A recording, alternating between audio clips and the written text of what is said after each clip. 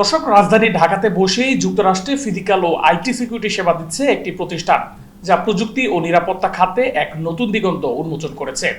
দূর থেকে পরিচালিত এই সেবার মাধ্যমে কিভাবে আন্তর্জাতিক মান বজায় রাখা হচ্ছে, কি কি চ্যালেঞ্জ মোকাবেলা করতে হচ্ছে এবং ভবিষ্যৎ পরিকল্পনা কি, এসব বিষয় নিয়ে আমরা কথা বলবো প্রতিষ্ঠানটির সিইওর সঙ্গে। প্রথমে আপনাকে স্বাগত জানাই বাংলাদেশ প্রতিদিনের বিশেষ সাক্ষাৎকারে।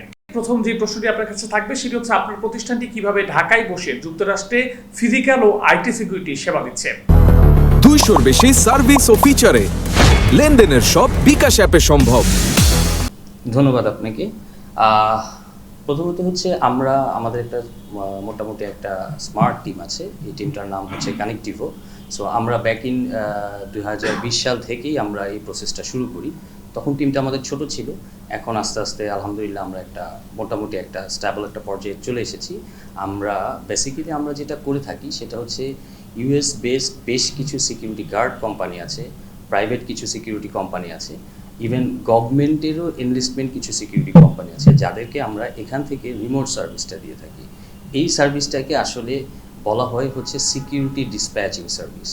সো এই সিকিউরিটি ডিসপ্যাচিং সার্ভিসটা বেসিক্যালি এটা যেটা করা হয়ে থাকে আমাদের আমেরিকান যত সিকিউরিটি গার্ড কোম্পানি আছে এদেরকে আমরা এই সার্ভিসটা স্পেশালি দিয়ে থাকি। যেমন ওদের নাইট শিফটে আমাদের হচ্ছে ওদের ইস্টার্ন টাইম হচ্ছে আমাদের বাংলাদেশের জন্য একটা বড় অ্যাডভান্টেজ, ওদের রাত আমাদের দিন। সো আমরা যেটা করতে পারি আমরা হচ্ছে ওদের সিকিউরিটি অফিসারদের মানে কমিউনিকেশন থেকে শুরু করে কোঅর্ডিনেশন এভরিথিং আমরা এখান থেকে করে দিই। ইভেন ওদের আওয়ারলি রেট সহ আমরা এখান থেকে নেগোসিয়েশন করি। ওইখানকার যত কর্পোরেট ক্লায়েন্ট আছে আমাদের বা আমার ক্লায়েন্টের ক্লায়েন্ট আছে এদের সাথে সরাসরি আমরা কমিউনিকেশন করি থ্রু আমাদের কমিউনিকেশন চ্যানেল দিয়ে। সো বেসিক্যালি এই সার্ভিসটা ওদের এখন ম্যান্ডেটরি হয়ে গেছে, স্পেশালি নর্থ আমেরিকাতে এই সার্ভিসটা সবচেয়ে বেশি পপুলার। ইভেনচুয়ালি আমরা যেটা জানতে পেরেছি আমাদের ক্লায়েন্টের থ্রুতে যে ইউএসএতে এখন প্রত্যেকটা সিকিউরিটি কোম্পানির জন্য ডিসপ্যাচ সার্ভিসটা ম্যান্ডেটরি।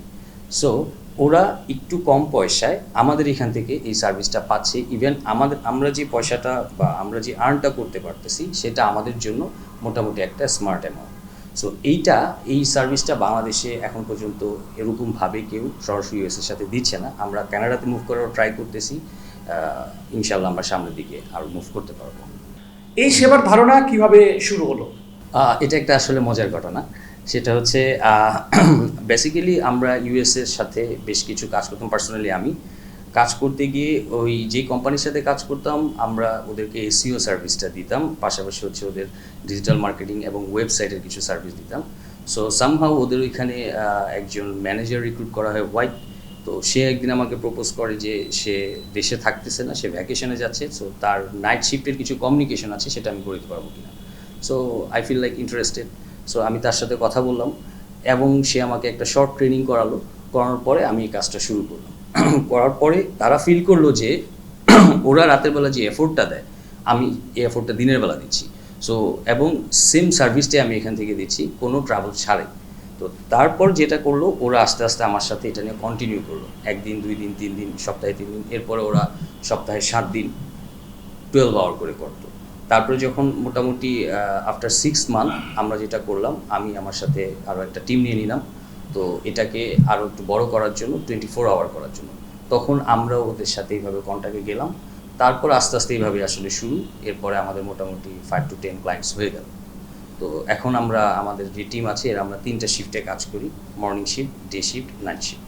সো 3টা শিফটে আমাদের মিনিমাম 4 জন করে লোক থাকে সাপোর্ট দেওয়ার জন্য। যুক্তরাষ্ট্রের ক্লায়েন্টদের জন্য কিভাবে 24 ঘন্টা এবং সপ্তাহে 7 দিন মনিটরিং নিশ্চিত করছেন? ওদের সার্ভিসটা হচ্ছে বেসিক্যালি 12 আওয়ারটা হচ্ছে ওদের কমন সার্ভিস, বাট একটু কম হলে লাইক ধরেন কোনো ইভেন্ট প্রোগ্রাম যদি হয় সেক্ষেত্রে ওরা 8 আওয়ার সার্ভিসটা নেয়। বাট আমাদের কিছু কমন ক্লায়েন্ট আছে যাদেরকে আমরা 12 আওয়ার দিই, আর কিছু কমন ক্লায়েন্ট আছে যাদেরকে আমরা 24 আওয়ার দিই। সো ওইভাবে আমরা আসলে আমাদের প্যাটার্নটা আমাদের স্ক্যাজুলিংটা সেট করে রাখি, যাতে করে আমাদের যারা বাংলাদেশের ছেলেপেলেরা আমাদের সাথে কাজ করতেছে ওরা ম্যাক্সিমাম স্টুডেন্ট। সো যার কারণে আমরা ওদের সাথে পার্ট টাইম বা শিফটিং ওয়াইজ কাজগুলো করে থাকি এবং দে আর এনজয়িং। বাংলাদেশের জনবল কিভাবে আন্তর্জাতিক মানের সিকিউরিটি সার্ভিস দিতে সক্ষম হচ্ছে? আমরা যেটা করে থাকি সেটা হচ্ছে আমরা জাস্ট কমিউনিকেশনটা জানি।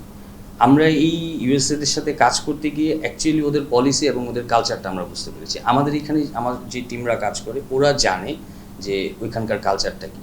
করতে করতে হয়ে গেছে। ইভেন আমাদের একটা চ্যালেঞ্জ আছে বা একটা ইচ্ছা আছে যে আরও কিছু ছেলেপেলেদেরকে নিয়ে এই মার্কেটটা যাতে আমরা ধরতে পারি, বিকজ অফ আমাদের পার্শ্ববর্তী দেশ ইন্ডিয়া বলেন, পাকিস্তান বলেন, এই সার্ভিসটা সরাসরি কেউ দিচ্ছে না কোম্পানি ওয়াইজ।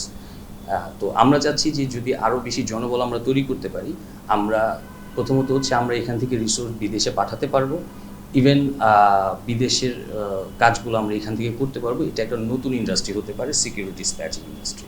যেমনটা আপনি বললেন যে কানাডায় আপনারা সম্প্রসারণ বা কানাডায় মুভ করার একটা সম্ভাবনা রয়েছে, তো একই ক্ষেত্রে ভবিষ্যতে কোন কোন দেশে সম্প্রসারণের পরিকল্পনা রয়েছে আপনাদের? স্পেশালি এটা একটা বিশাল বড় মার্কেট এবং সবচেয়ে বড় মার্কেটটাই হচ্ছে নর্থ আমেরিকাতে। সো ওই জোনটাতে আমরা যাওয়ার ট্রাই করতেছি। পাশাপাশি কানাডার পরে আমরা ইউকেতেও যাব। তো ইউকেটার সাথে বাংলাদেশের কিছুটা জায়গায় একটু টাইম রিলেটেড একটু ইস্যু আছে, পাশাপাশি হচ্ছে এক্সচেঞ্জ রিলেটেড কিছু ইস্যু আছে। ইস্যু না, অ্যাকচুয়ালি এক্সচেঞ্জ রিলেটেড কিছু চ্যালেঞ্জ আছে। এই ধরেন আমেরিকান এক্সচেঞ্জ, আমেরিকাতে অনেক মানুষজন থাকে, সো ওদের নর্মাল এক্সচেঞ্জ হলেও মোটামুটি চলে। বাট ইউকেতে যখন সার্ভিসটা আমরা দিতে যাব তখন আমাদের টোটালি একদম ফ্লুয়েন্ট ব্রিটিশ অ্যাকসেন্ট লাগে, এবং আমাদের দেশে যে সকল ছেলেমেয়েরা আসলে এই লেভেলের কমিউনিকেশন করতে পারে এরা বাংলাদেশে থাকতে চায় না। সো সেম মানে ক্যাটাগরি বা সেম ফাইন্যান্সিয়াল সাপোর্ট যদি আমরা বাংলাদেশ থেকে দিতে পারি, আই হোপ এই ইন্ডাস্ট্রিটা বাংলাদেশে একটা বড় লেভেলে চলে যাবে। আর পাশাপাশি বাংলাদেশে যে সকল সিকিউরিটি গার্ড কোম্পানিগুলো আছে, they are doing very good. So তারাও যদি এই সার্ভিসগুলো তাদের সাথে অ্যাডিশনাল করা যায়, তাহলে যেটা হবে সিকিউরিটি অনেকটাই নিশ্চিত হয়ে যাবে। আমাদের দেশে ধরেন পুলিশ ফোর্স যে কাজটা করতেছে একা করা পসিবল না। তো আমরা বা এরকম প্রাইভেট সেক্টর যদি উদ্যোগ নেয় এদের সাথে, তাহলে সিকিউরিটি অনেকটাই মেজার করা যাবে এবং অনেকটা রিস্ক অ্যাসেসমেন্ট করা যাবে, রিস্কটা কমানো যাবে।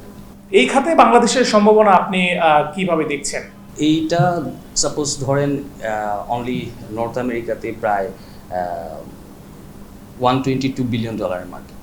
সো আমরা যদি এই মার্কেটের 5%ও নিতে পারি ইনিশিয়ালি, এটা আমাদের জন্য হিউজ, বিকজ অফ এটা একটা রিমিটেন্সের বিশাল বড় একটা সাপোর্ট দিচ্ছে বাংলাদেশে। আর আমাদের দেশে যে পরিমাণ বেকারত্ব বাড়তেছে, বেকারত্ব বলবো না সঠিক, ধরেন যে পরিমাণ ছেলে মেয়ে গ্র্যাজুয়েট হয়ে বেরোইতেছে, এরা আসলে ফিউচারে কী করবে? নতুন নতুন সেক্টর যদি উন্মোচন না হয়, কমন সেক্টরগুলোতে কম্পিটিশন প্রচুর বেশি। সো এই সেক্টরগুলোতে কম্পিটিশন কম। ইভেন ইউএস বলি, আমরা কানাডা বলি, এরা সিকিউরিটি ডিসপ্যাচিংয়ের জন্য ধরেন ওদের দেশে পার আওয়ারলি রেট ওরা মিনিমাম $30 করে পে করে। সো আমরা এখান থেকে যদি 50% কমেও এখান থেকে এই সেম এক্সেলেন্স আমাদের দেশে আছে, তাদেরকে যদি আমরা ফেস করাতে পারি, আই থিঙ্ক এটা আসলে খুব কঠিন কিছু না। এটা একটা বিশাল বড় একটা ইন্ডাস্ট্রির দিকে নিয়ে যাওয়া যাবে এবং আমাদের যেই জনবলটা আছে সেই জনবলটাকে আমরা জনশক্তিতে রূপান্তরিত করতে পারবো।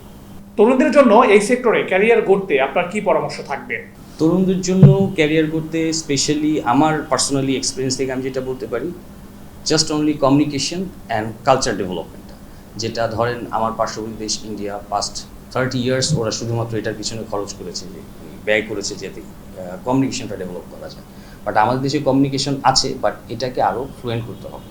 So communication, English, specially English কমিউনিকেশনের কথাই বলতেছি, ইংলিশটা যদি সবাই একটু ভালোভাবে বলতে পারে, সাইকোলজিক্যাল ম্যাচমেকিংটা যদি করতে পারে, কালচারটা ডেভেলপ করতে পারে, এটা বিশাল একটা সম্ভাবনা দেওয়া।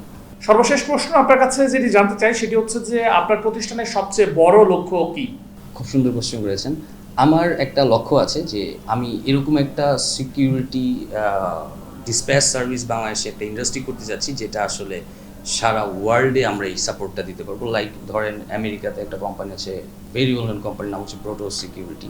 ওদের নিজস্ব কোনো সিকিউরিটি গার্ড নেই, বাট ওরা যেটা করে, ওরা লাইক সিমস উবারের মতো, ওরা বিভিন্ন মানুষ সিকিউরিটি কোম্পানিদের সাথে হুক আপ হয়ে ওরা এখানে ফাস্ট আকারে সিকিউরিটি সার্ভিস দিচ্ছে। বাট আমাদের দেশে এটা নেই। আমরা যদি এটা করতে পারি, এটা আমাদের জন্য একটা বড় ইন্ডাস্ট্রি হবে এবং বাংলাদেশের জন্য একটা বিশাল বড় একটা সম্ভাবনা দাঁড় করবে। আপনাকে অসংখ্য ধন্যবাদ জানাচ্ছি বাংলাদেশ প্রতিদিনের এই বিশেষ সাক্ষাৎকারে আমাদের সাথে সঙ্গে থাকার জন্য। জি, আপনাকেও ধন্যবাদ এবং বাংলাদেশ প্রতিদিনের সকল দর্শকদেরকেও এবং কলাকৌশলী যারা আছে সবাইকে ধন্যবাদ। দর্শক, ঢাকায় বসেই যুক্তরাষ্ট্রের ফিজিক্যাল ও আইটি সিকিউরিটি সেবা, এ যেন প্রযুক্তির এক নতুন দিগন্ত। এই প্রতিষ্ঠানের যাত্রা, চ্যালেঞ্জ আর সম্ভাবনার গল্প শুনলাম প্রতিষ্ঠানটির সিইওর কাছ থেকে। সকলকে অসংখ্য ধন্যবাদ জানাচ্ছি বাংলাদেশ প্রতিদিনের সঙ্গে থাকার জন্য।